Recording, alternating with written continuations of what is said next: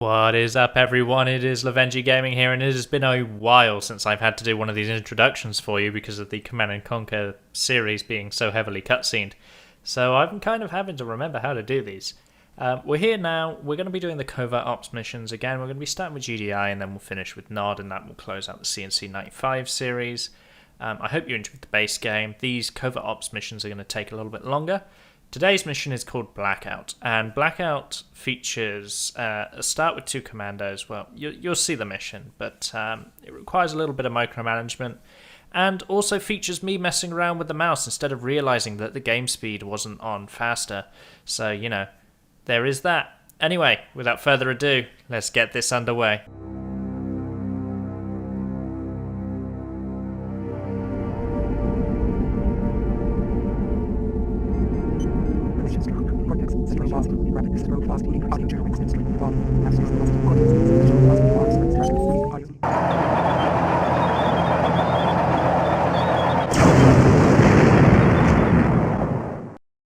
Well, here we are. We're in covert operations, and basically we need to establish base in the area, but obelisks guard the only way in.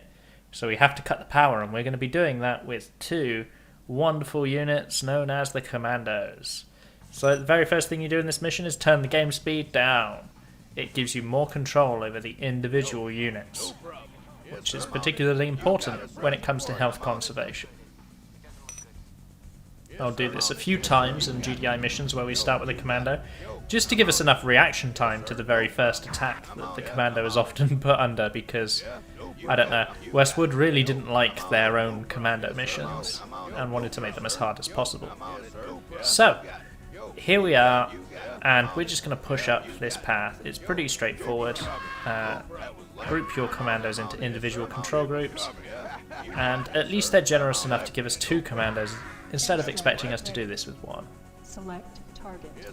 So, as you can see, there's a NOD power base in sight. Your airstrike must always be used on that flame tank, and then push in with your commandos.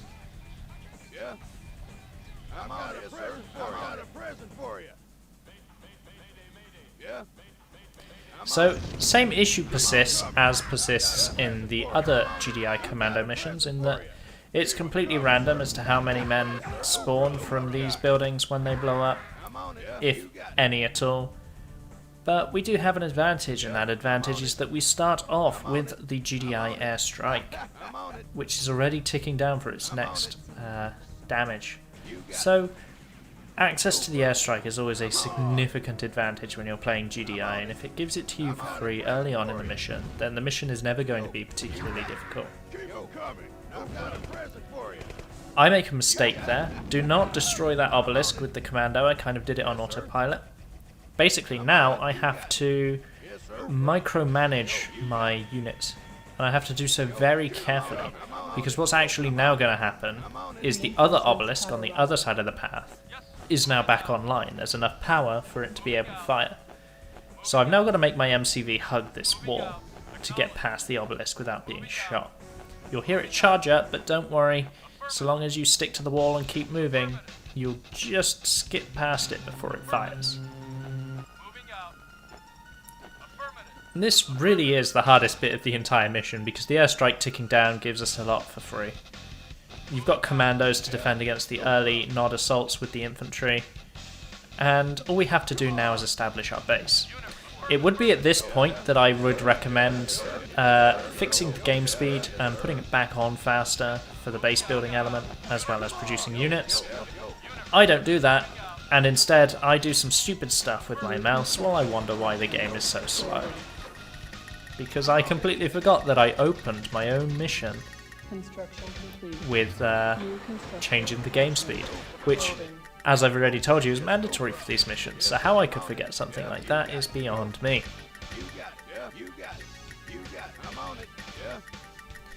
But anyway, the build path is the same, and it is being done correctly this time. 1 refinery into weapons factory, which will then produce a 2nd harvester for us.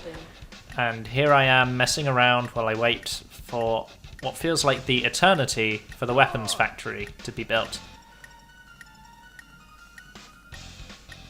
Why this didn't clue me onto the fact that the game speed was wrong, I don't know. But all we're doing is just waiting for the weapons factory. Our first unit out of the weapons factory is going to be a harvester. And we're going to build a barracks afterwards as well. And we're going to deliberately place the barracks in the range of a turret so that it draws fire. And then produce rocket soldiers. And producing those rocket soldiers, they'll take out the turret while the barracks draws its fire. And it's just a quick way and easy way of clearing one of the turrets closest to the base. So I started off feeling really good about how I had opened this level and then wasted a whole bunch of time due to the game speed. Which is hilarious because this isn't even the normal game speed. So you do wonder how slow Westwood thought people might want to play this game. Because this is painfully slow and this is fast. You got fast, faster and fastest. This is fast. This is what they constitute as fast. It makes no sense to me. Here I am, finally noticing the game speed issue. So the guard towers deal with waves of Nod infantry that are going to be attacking us, as is common with Nod assaults on almost every level that they feature on. They hit you pretty hard and pretty fast with your usual suspects. Things like rockets, buggies, and flame soldiers. The guard towers help just offer a little bit of defense against that. And if you don't, it's not the end of the world if you don't prioritize it, but I often tend to because it gets quite out of hand quite quickly. You want to be able to protect your harvesters while they mine. So I narrowly miss out on destroying the Noddy Conyard with that airstrike, and so it just does mean I'm one airstrike behind where I should be.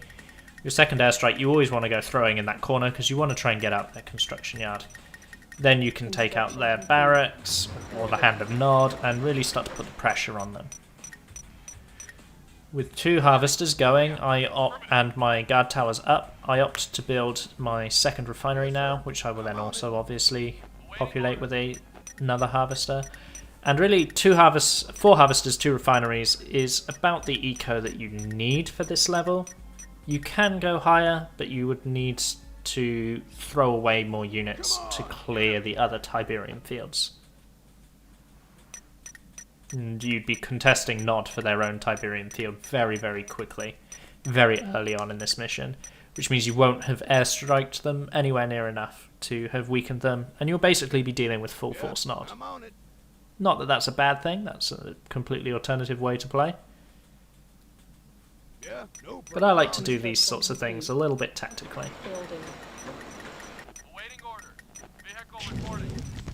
So here come our friends.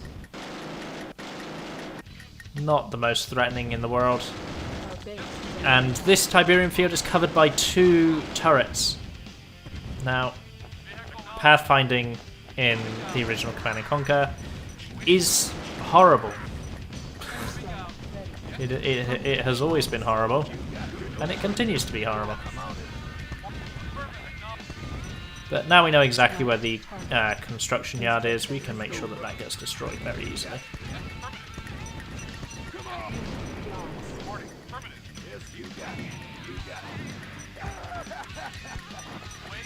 Construction complete. Yes, sir. Building.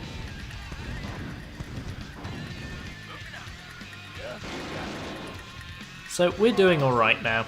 We're in a pretty strong position. The Nod have lost their construction yard. Our economy is actually established. And we can start to apply pressure with medium tanks. We can just train only medium tanks.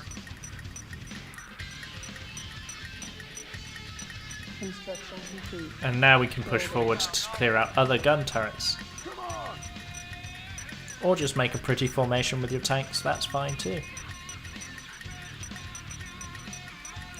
Knowing where the Tiberium fields are is crucial to this level. There is a Tiberium field to the far west, but that will currently be guarded by a currently online obelisk of light and a gun turret, the same as this flank was guarded. So our priority is actually to destroy the turrets to the Construction east. complete. And then once we've done that, if we need more Tiberium, we'll actually go north instead. It's a little bit easier because you don't run the risk of anywhere near as many casualties. Building. So all I was trying to do was find the Hand of Nod. Hand of Nod is the next big target. Because we're spamming tanks, their infantry is really the only thing that can very much threaten us. So if we can find a way to deal with that, then we're in a good position.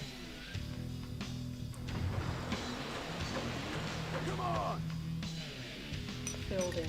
And as you can see, I'm actually getting money in quicker than I can spend it now, so I'm going to build some silos as well, which I don't normally do. But Building. sometimes the mission just calls for it because you don't want to be wasteful. Construction complete. Building. Construction complete. Building. Construction complete. Building. Construction complete. Construction complete. Building. Construction. So these silos will just mean I can focus on controlling my units without having to be spending constantly. It's a bad habit, you really should just be spending constantly, but, you know, it's neither here nor there. We've got a flame tank pushing in, which is Select. going to be our next sort of port of call to deal with. And it just so happens that it's going down the flank that we want to go to get the gun turret anyway. So we can deal with the gun turret, the light tank, the stealth tank, and the flame tank all at once. Construction complete. Stealth tanks in this game, as I've already alluded to, they are pretty awful, they're incredibly expensive, and they don't do very much by themselves. Building. So we're not all that fussed when we see them in the field. Their only real use is to be annoying and attack you where you're weakest, which the AI never really has one of those in their base. They're often pretty well defended, pretty well covered, and just all round strong. Construction complete. New construction options. Building. But this mission's... we've done the hard bit, really, and as you can see, the Nod base is just slowly, progressively being whittled down. All we have to do now is continue to mass our tanks and push through. Yes, sir. Affirmative. Construction complete. The additional towers, we're just adding on tech on top of tech at the moment. We don't need the tech, but there's no reason why not to use it. Unit reporting. Unit reporting. So the Nod bases are well defended, but in the situation that they're currently in, with the way that they're not actually very well protected from airstrikes, you just whittle it down. You know, every airstrike can take out an advanced power plant, or it can take out a refinery, or it can take out the Hand of Nod. You know, the Nod base, whatever structure you choose, it will just slowly be broken down by constant airstrikes. And then when you add the ion cannon on top of that, you can start to pick off the base defenses very easily. It's just not a good mission for Nod to be in, because obviously Nod can't use the airstrike exploit against you like you can. So it has no way of really stopping you just blowing everything up. Building. Our base is under attack. Unit. So, and the AI's attacks on this mission, once you get your base defenses up, once you get your economy up and your units out, they're not that threatening. The early attacks are the most dangerous because they come before you're fully established, but once you get established, you can just produce units, and even if you take bad trades, which in a medium tank death ball, you're not going to really take bad trades, it looks great because the AI is struggling, you know. You can take a bad trade, but you've got such an economy established, as well as the fact that, especially when you're playing as GDI, your units are just always better. It's one of the things you have to assume when you're playing as Nod, is that GDI's units are always just better. So you look for advantages elsewhere. You look for the opportunities to kill 20 infantry with a flame tank. You look for unprotected power grids with a stealth tank. Building. In the open RA multiplayer universe, you obviously have the power of the Nod bike buggy rush. which kind of does exactly what its name implies. It implies rushing with bikes and buggies because they're cheap, and the rocket projectile is much stronger in OpenRA than it is in the base game, so they're not quite as useless. Nod does these cool little engineer landings where your MCV came from. They're not a threat. It's one of the reasons why I put the guard towers on the other side. You have to manually guide your harvesters to this field, or they'll try to get there through the Nod base, which is always a pleasure. So, ion cannon's been fired. We have now broken through the Nod line. And we can take out their frontal base defences as well as their patrolling units. They don't have an obelisk of light on the front line. It was probably unpowered, so I probably could have gone for the power plant, but I didn't want to take that risk. All we're going to do now is push forward and try to take out the airstrip and all the units surrounding the airstrip as well, because that then completely removes Nod's ability to attack us. And unable to attack us, the mission becomes trivial from that moment onwards. We've obviously set up our APC full of engineers to mess around with. And we can now transition comfortably from medium tanks to the dreaded GDI mammoth tanks. And have a little more fun. The fact that we've stolen Nod's economy away from it. But ultimately all we're doing now is securing power plants, securing the silos, crushing the base defences, and winning the game. I don't think I need to give you any more advice here. There is, you can probably see it on the minimap and have seen it for a while. There is a Temple of Nod in the northwest. Leave it alone until you've completely destroyed the Nod base. It's obviously going to fire a nuke. The nuke's going to do a whole bunch of damage, and if you don't provoke the base, then you'll be fine. There is an AI exploit that we will be using in the covert operations when it comes to nukes, in that the nuclear warhead will always try to prioritize an advanced guard tower if it can find one. So instead of nuking us somewhere dangerous like our construction yards where it will really set us behind, we can drop the airstrike to provoke the retaliatory nuke, which will hit our advanced guard towers, take out a couple of power plants and a silo, but do very little damage, which compared to how grouped up buildings are in the main base, you can see it's trivial. You can really just neglect that. And that's kind of the beauty of manipulating the AI's targeting. And now we can just remove the Temple of Nod from the map. Our ion cannon's ready, which we can use to take out one of the gun turrets, because that's pretty much the only thing that can damage our units. But this mission is locked. We have it, and there's no way we can lose it. So I will be quiet, and I will allow you to enjoy the rest of the game. I do have an outro, as I've said in the intro. It's been good. I'm making intros and outros again. So I'll see you there. But otherwise, bye for now.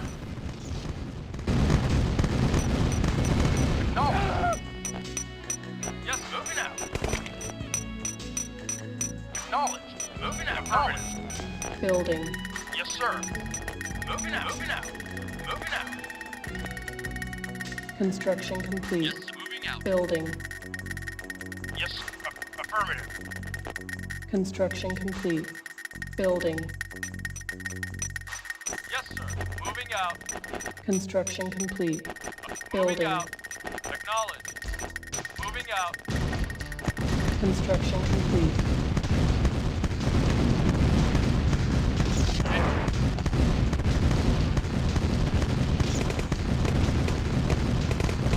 Mission accomplished.